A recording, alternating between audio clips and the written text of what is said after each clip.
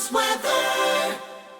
The Rich Thomas Weather Network, brought to you by these fine sponsors. Hear Rich's forecast hourly on these Blue Water Broadcasting radio stations. Good morning, everybody. Rich here on this Monday morning. It is the 8th day of October. The time is 3:52 in the morning. 1 year ago, we were looking at Hurricane Nate coming for our shore. And this year, it's going to be Michael. Michael is a tropical storm in the Gulf of Mexico that will be a hurricane aiming now for the Gulf Coast. The new cone from the National Hurricane Center continues to look better and better for Alabama in that we will be on the northwestern side of the storm. That's the better side. So maybe some outer rain bands, maybe some increased wind, but nothing significant, and we won't have to deal with the tornado threat. However, it is not a done deal yet.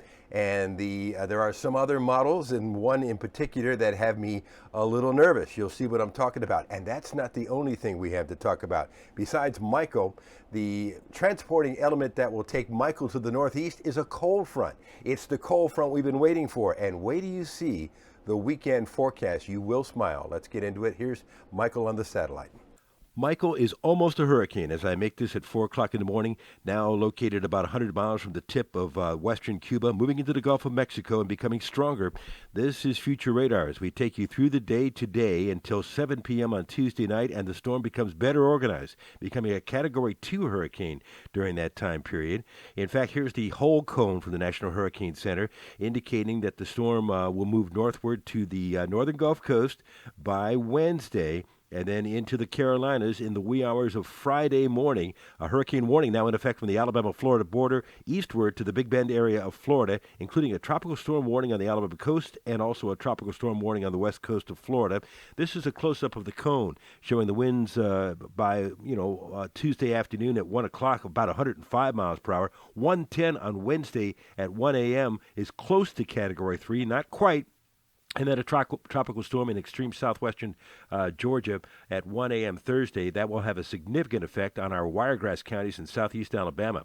This is the GFS. It is the farthest west, and it's a little disturbing. You know, it has the center of the storm near Fort Walton Beach Wednesday at 1 p.m. It's an outlier. The European is farther east, more towards, Apalachicola, and it's slower. That's Thursday morning at 7 a.m. on the European. So the timing on the Hurricane Center's cone is a compromise between the two.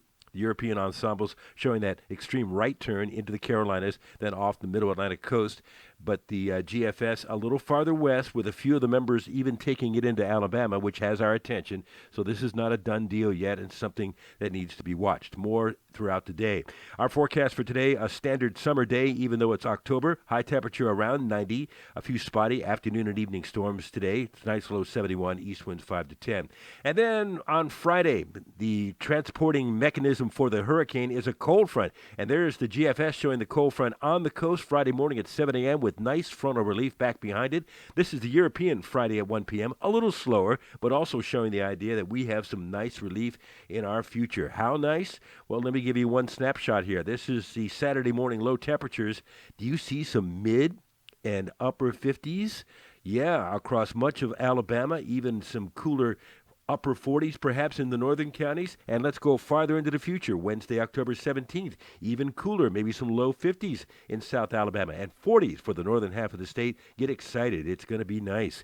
Our forecast calling for a 30% chance of storms tomorrow. Then the storm chances ramp up as Michael approaches. 60% chance Wednesday, 80% chance Wednesday night, a 40% chance Thursday. Then the storm departs and some really nice air comes in for Friday and Saturday. Much lower humidity and much more tolerable temperatures. Look at Saturday's high at 78.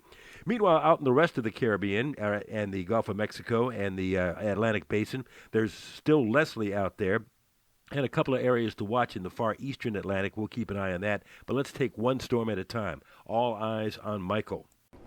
So we will continue to be watching with great interest future updates from the National Hurricane Center and future model forecasts.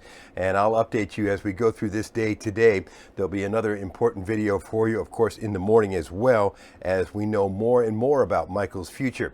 And have a great day today. We'll be live on the radio this morning from 6 to 9 on News Talk 93.1. Ryan Stinnett and I will be talking about Hurricane Michael, the potential for Hurricane Michael, and where it might go on CBS 8 and ABC 32 this this morning at 5:50 a.m. We'll also be on at 6:40 a.m.